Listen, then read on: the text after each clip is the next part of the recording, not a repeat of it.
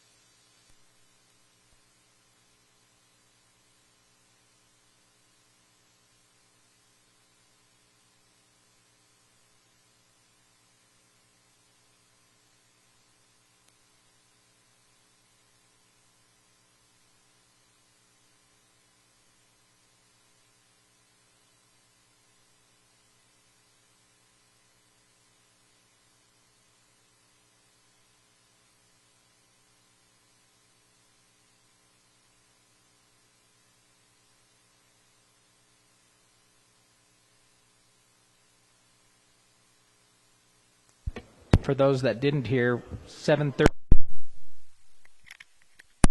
possibly more.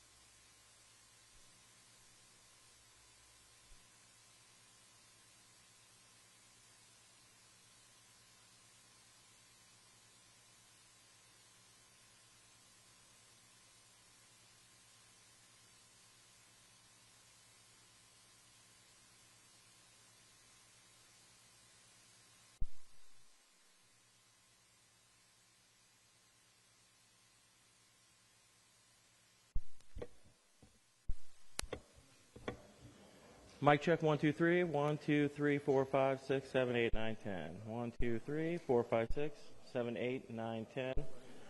1, 2, 3, 4, 5, 6, 7, 8, 9, 10. Mic check, 1, 2, 3. 4, 5, 6, 7, 8, 9, 10. Good with that?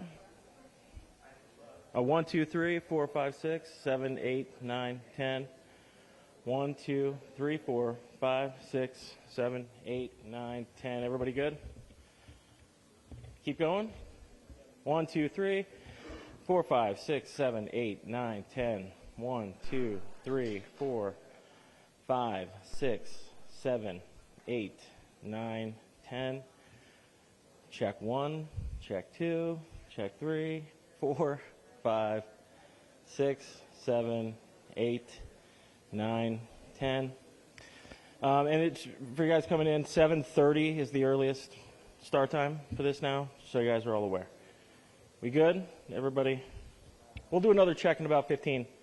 Keep going. 1, 2, 3, 4, 5, 6, 7, 8, 9, 10, 11, 12. 1, 2, 3, 4, 5, 6, 7, 8, 9, 10. 1, 2.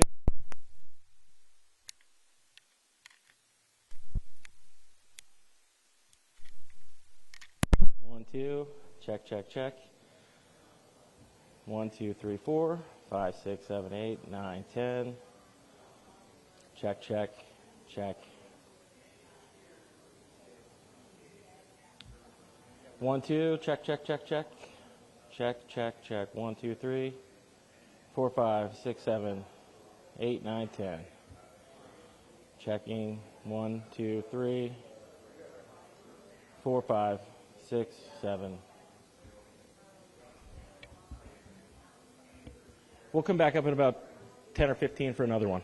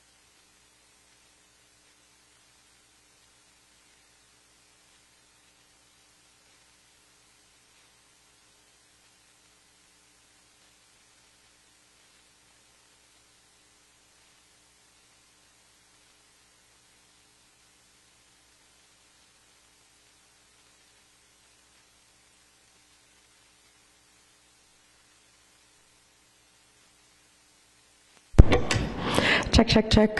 1, 2, 3, 4, 5, 6, 7, 8. Check, check, check. 1, 2, 3, 4, 5, 6, 7, 8, 9, 10.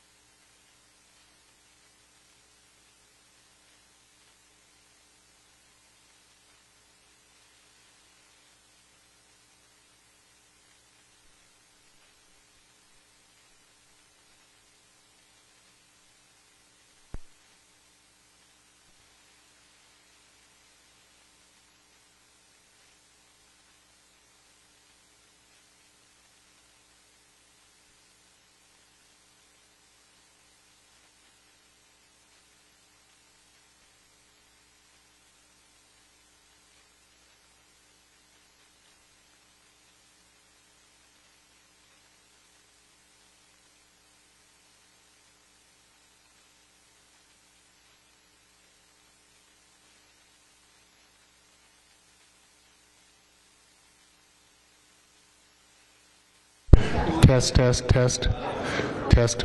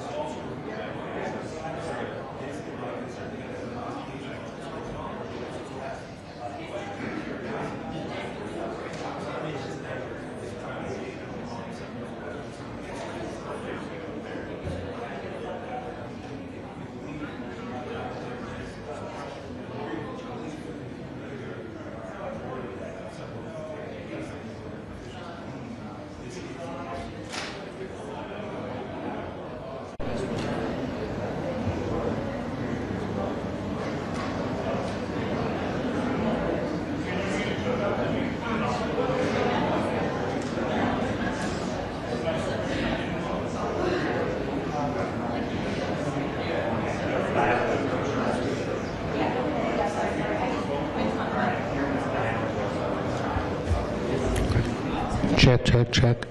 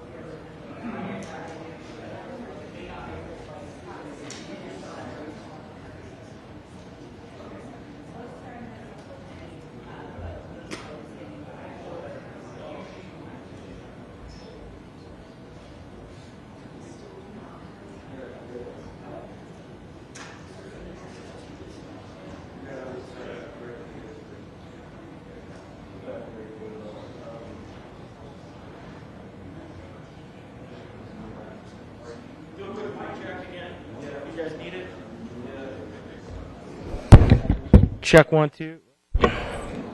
Check 1 2. Check mic check 1 2 3 4 5 6 7 8 9 10. 1 2 3 4 5 6. We're hoping to get at least a 3-minute warning when they start walking, but we haven't got that yet. So 1 2 3 4 5 6 7. Everybody good?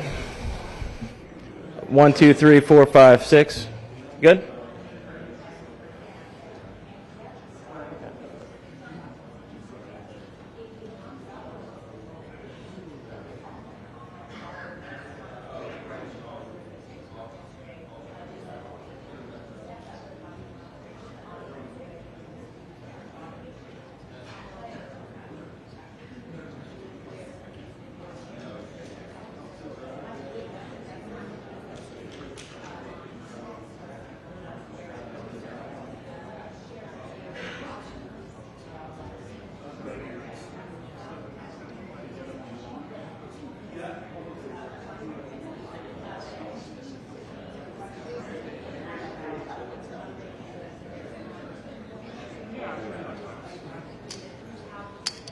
You're right.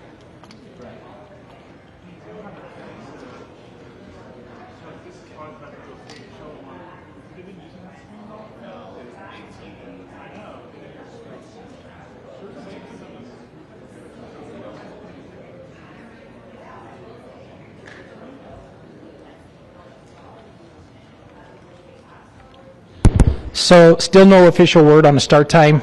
We will try to give at least a 5-minute warning on that, but we'll do our best on that. So.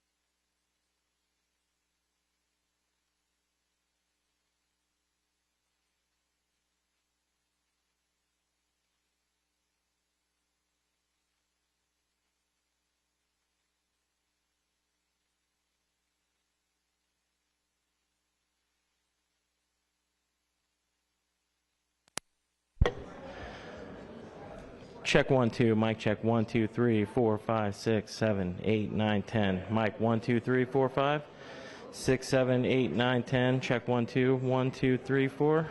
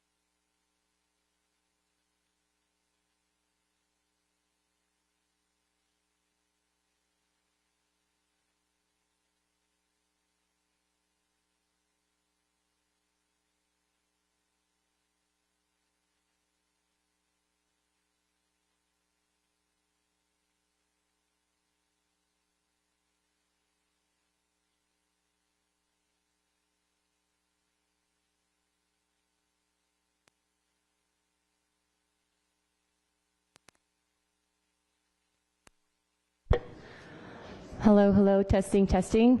Hi, everyone. We are 4 minutes out from starting the press conference. Thank you.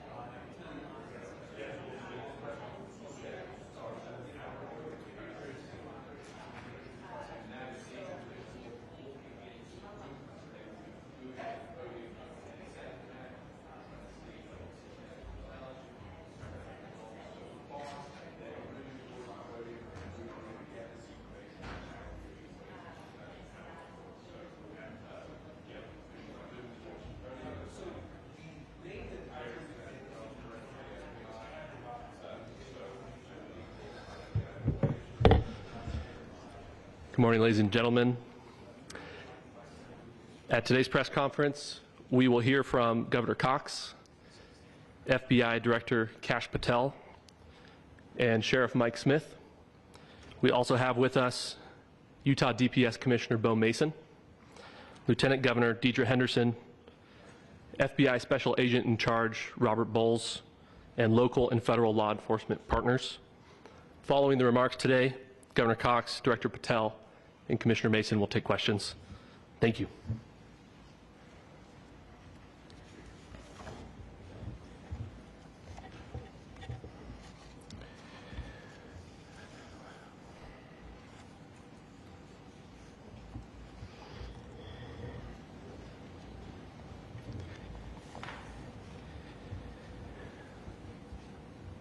Good morning, ladies and gentlemen. We got him. On the evening of September 11th, a family member of Tyler Robinson reached out to a family friend who contacted the Washington County Sheriff's Office with information that Robinson had confessed to them or implied that he had committed the incident. This information was relayed to the Utah County Sheriff's Office and scene investigators at Utah Valley University. This information was also conveyed to the FBI. Investigators reviewed additional video footage from UVU surveillance and identified Robinson arriving on UVU campus in a gray Dodge Challenger at approximately 8:29 a.m.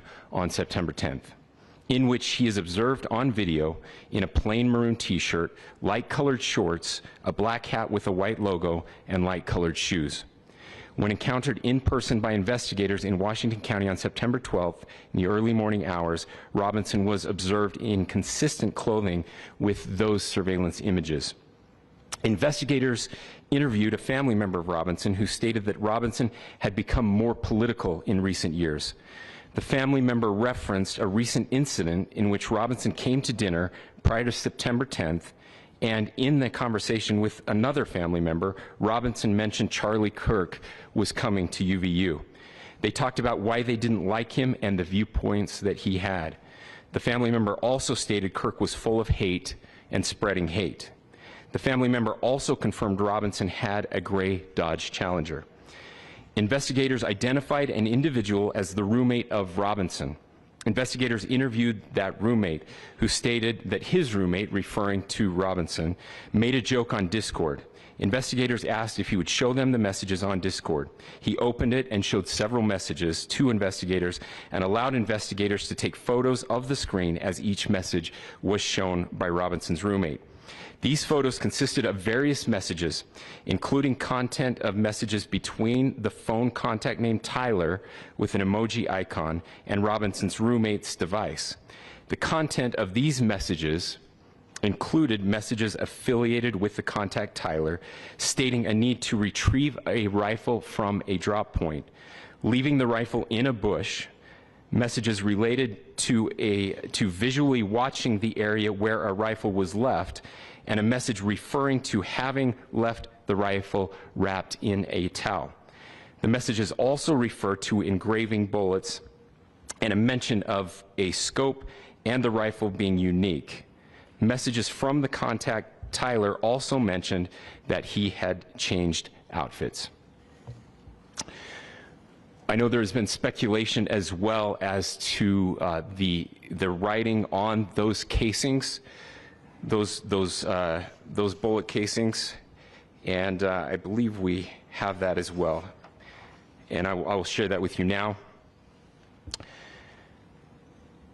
So the area north of Campus Drive Road where the suspect crossed over, you saw some of that in the video that we released last night, consists of a grassy area with trees on the edge of the UVU campus.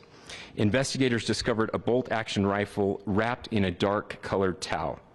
The rifle was determined to be a Mauser Model 98 30-06 caliber bolt-action rifle.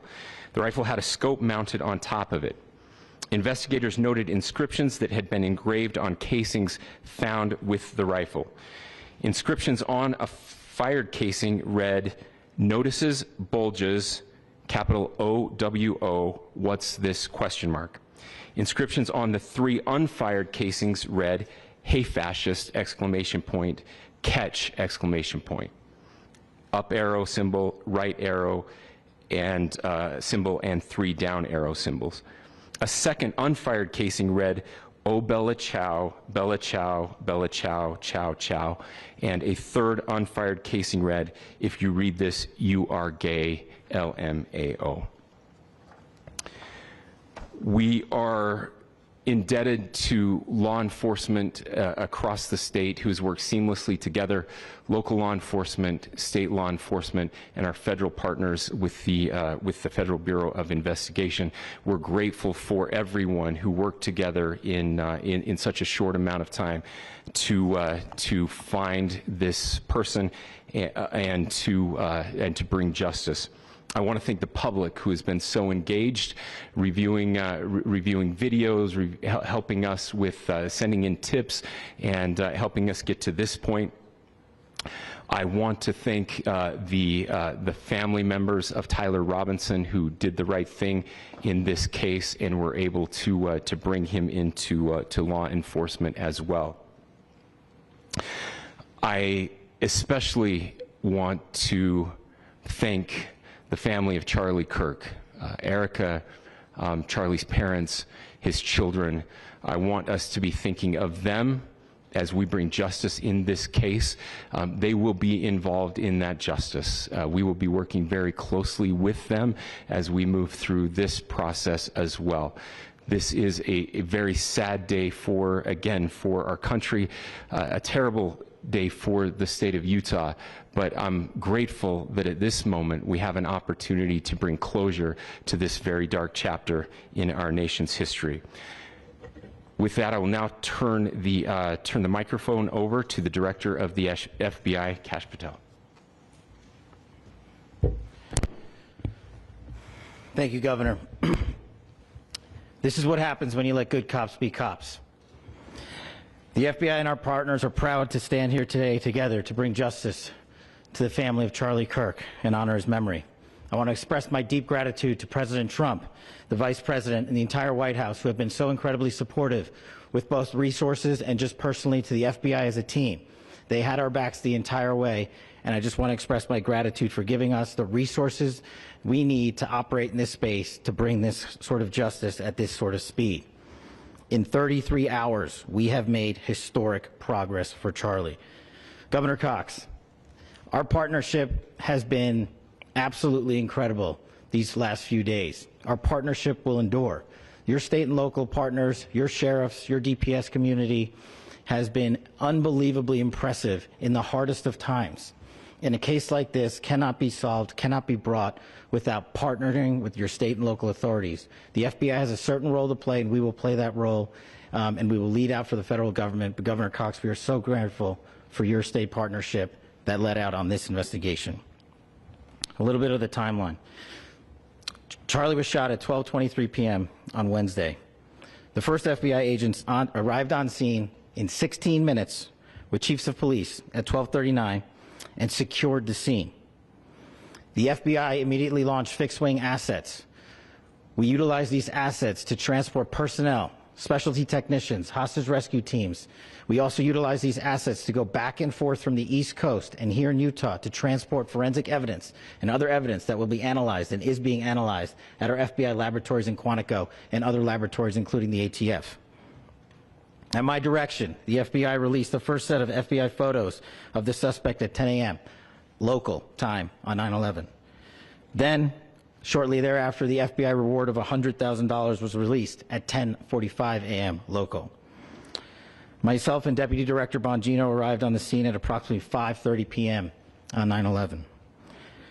The governor led a press conference last night at approximately 8 p.m. where at my direction, the FBI released a never-before-seen video of the suspect. We also released new images to the public of the suspect. And just last night, the suspect was taken into custody at 10 p.m. local time. In less than 36 hours, 33 to be precise, thanks to the full weight of the federal government and leading out with the partners here in the state of Utah and Governor Cox, the suspect was apprehended in a historic time period. And I want to highlight what Governor Cox said. This would not have been possible without you, the media, and you, the public. That's why we went so public, so fast, and we're so transparent, and we're committed to that transparency. The crime scene, just a little bit there. It is a large crime scene. State and local authorities, along with federal authorities, processed that crime scene quickly. And I even had the ability to walk through that crime scene and walk through the steps the suspect took to learn more about what was needed and what resources we needed to bear to create a full picture for the FBI and leadership back in Washington. Furthermore, thankfully to state and local partners, forensic evidence has been seized and continues to be garnered. Forensic evidence has already been evaluated at FBI laboratories in Quantico and state and local authorities here. We will continue to process evidence as we see it, as we collect it, and we will continue to deliver it to Governor Cox and his team. Last night, we had a total of approximately 7,000 leads. As of this morning, thanks to your great work, we have over 11,000 leads that were called in to the FBI. And we are running out every single lead that we can. Every one of those leads will be run out. The arrest is a testament to the dedication of good law enforcement being great, and partnerships in law enforcement, which I've tried to highlight as my tenure as the director of the FBI. There is no better relationship for law enforcement than the FBI to partner with state and local authorities, and you've seen it here in these last few days. The FBI Salt Lake Field Office, along with our offices in LA, Phoenix, Denver, San Antonio, Las Vegas, Pittsburgh, Buffalo, our headquarters component in Quantico, all participate in the FBI. I want to express my deep gratitude to the employees of the FBI, the men and women, the evidence response team tacticians, the special operators, the agents, the support staff. You have done monumental work in historic time when the public, who had a right to demand such an expeditious solving of an investigation, the FBI answered that call diligently, critically important to our nation, and we delivered. And I'm proud to be their leader, and I'm proud to be the director of the FBI. This is very much an ongoing investigation, as the governor said, and we will continue to work with state and local authorities to develop the investigation, to provide them the evidence they need for their ongoing prosecutions, and we will be here to answer every call they absolutely have, as long as it takes, for as long as we need to find and apprehend whatever suspects were involved in this crime. Lastly, to my friend Charlie Kirk, rest now, brother. We have the watch, and I'll see you in Valhalla.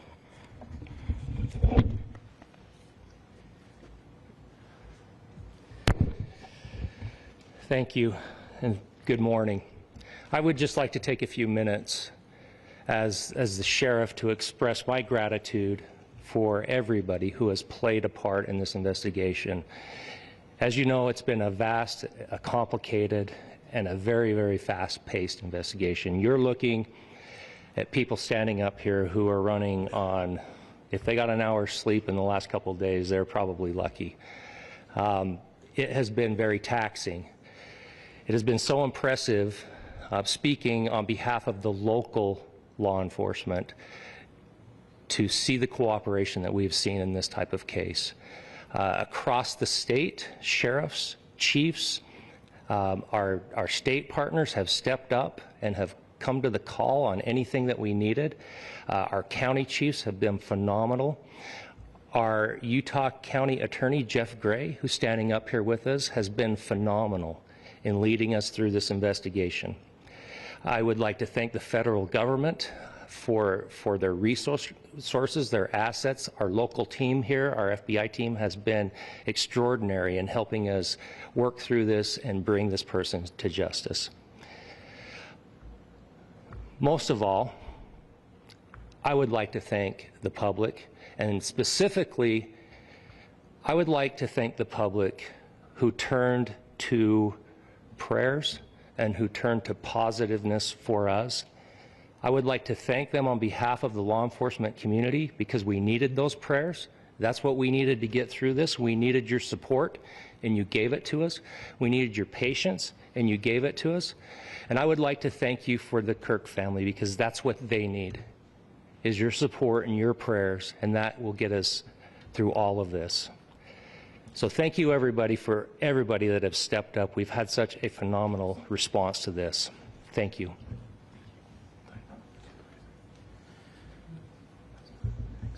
I also want to give a special thanks to the Attorney General and the Department of Justice. Their unwavering support and their commitment to justice is shown true here. And without AG Bondi and Deputy Attorney General Todd Blanche and the resources they brought to bear, we would not have been able to complete our mission. And I just want to say special thanks. It's an honor to be a part of the Department of Justice. Thank you again to our incredible law enforcement team who has worked so hard. Sheriff, I got a solid 90 minutes last night, so I'm probably the most well-rested person up here. Ladies and gentlemen, I get the microphone, so I hope you'll permit me a moment just to share a few more thoughts about where we are and how we got here and maybe a little bit of where we go from here. I don't want to get too preachy, but I think it's important that we, with eyes wide open, understand what's happening in our country today. I've heard people say, well, why are we so invested in this? There's violence happening all across our country. And violence is tragic everywhere. And every life taken is a child of God who deserves our love and respect and dignity. This is certainly about the tragic death, political assassination of Charlie Kirk. But it is also much bigger than an attack on an individual. It is an attack on all of us. It is an attack on the American experiment. It is an attack on our ideals. This cuts to the very foundation of who we are, of who we have been, and who we could be in better times. Political violence is different than any other type of violence for lots of different reasons. One, because in the very act that Charlie championed of expression, that freedom of expression that is enshrined in our founding documents, in having his life taken in that very act, makes it more difficult for people to feel like they can share their ideas, that they can speak freely.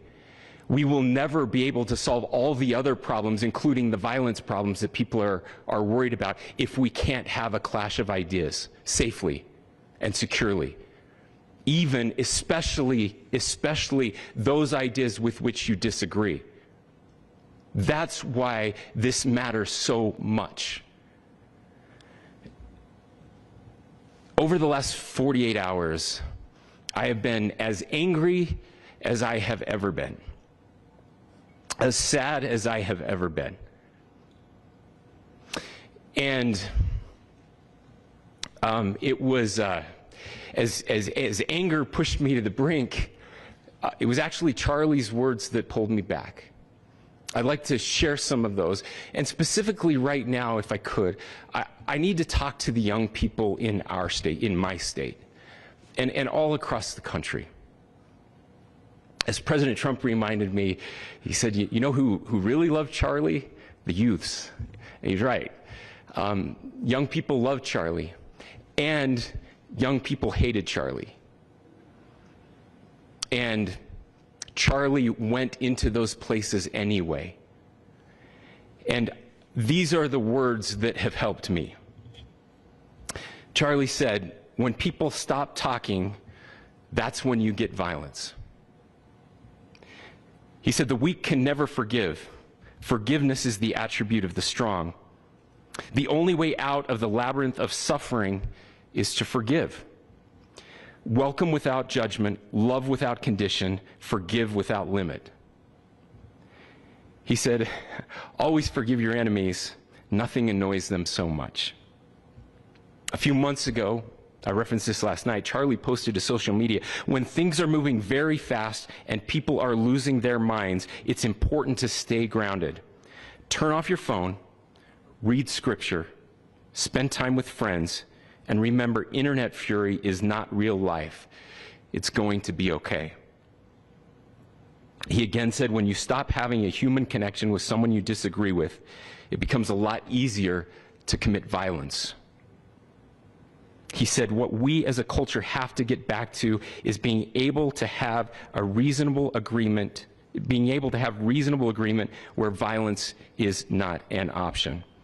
Now, again, to my young friends out there, you are inheriting a country where politics feels like rage. It feels like rage is the only option. But through those words, we have a reminder that we can choose a different path. Your generation has an opportunity to build a culture that is very different than what we are suffering through right now. Not by pretending differences don't matter, but by embracing our differences and having those hard conversations. I think we need more moral clarity right now. I hear all the time that words are violence. Words are not violence. Violence is violence. And there is one person responsible for what happened here. And that person is now in custody and will be charged soon and will be held accountable. And yet, all of us have an opportunity right now to do something different. I want to thank my fellow Utahns. You know, this bad stuff happens. For 33 hours, I was praying that if this had to happen here, that it wouldn't be one of us. That somebody drove from another state, somebody came from another country. Sadly, that prayer was not answered the way I had hoped for, just because I thought it would make it easier on us if we could just say, hey, we don't do that here. And indeed, Utah is a special place. We lead the nation in charitable giving. We lead the nation in service every year. But it did happen here.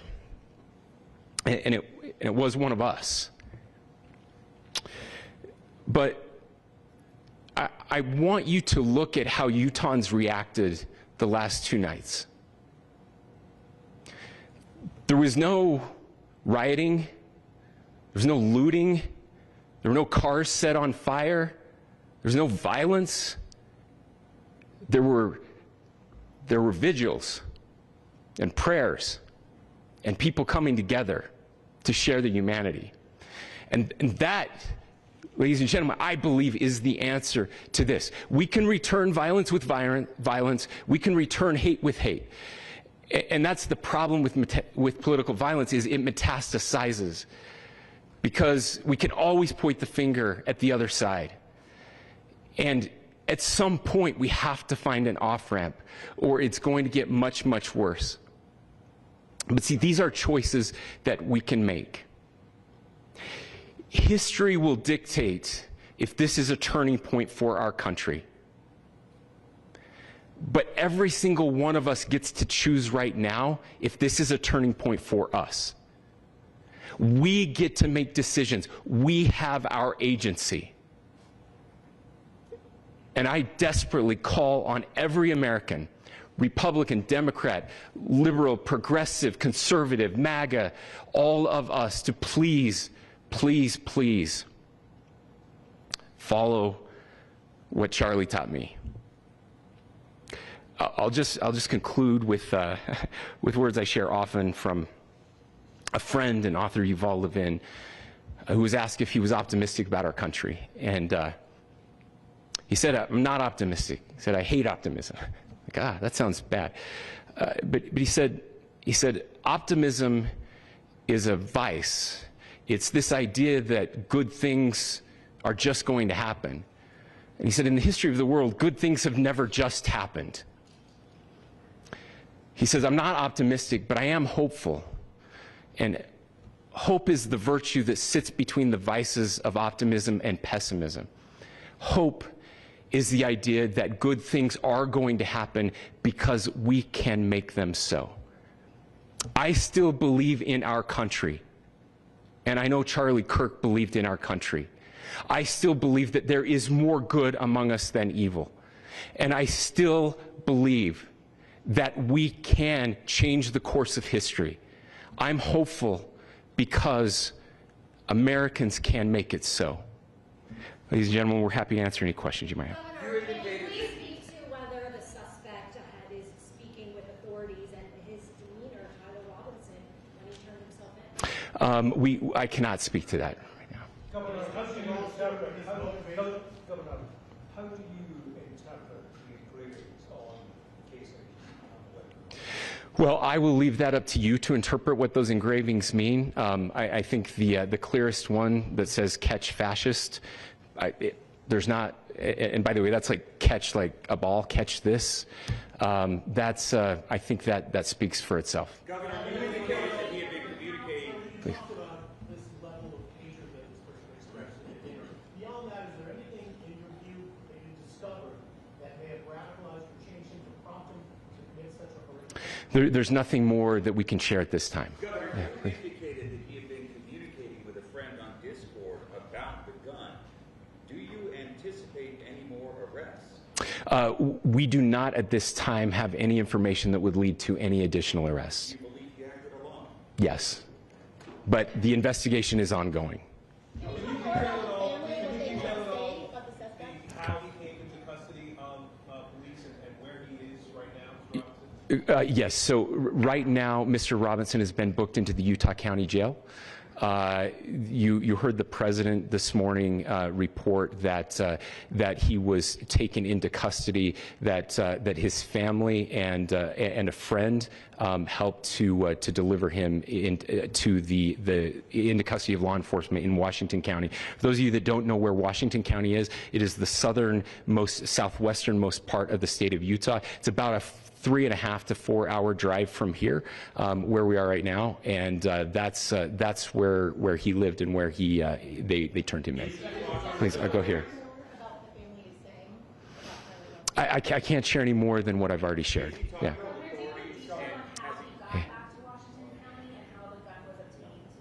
So how we obtained the gun? The gun was found here. So I don't have much more details on that. We do know that he drove. We had his car here on campus, and then we had his car going south back to the St. George. It's actually the city of Washington in Washington County. Is he talking with authorities, and did he discuss a motive? I'm sorry? We don't have any information that would lead us to believe that. Yes, in fact, it was just released. Yes. Talking with authorities, and did he discuss a motive? I can't answer that right now. Yeah, thank you. Over here.